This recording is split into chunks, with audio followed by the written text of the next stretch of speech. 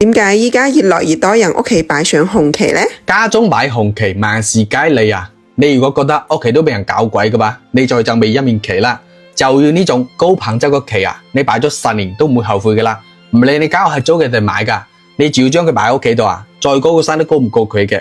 佢正能量滿滿，佢擺喺屋企度，佢就係靠山嚟嘅，就係生養，就係大樹底下好遮陰，人哋點樣設計都冇用嘅。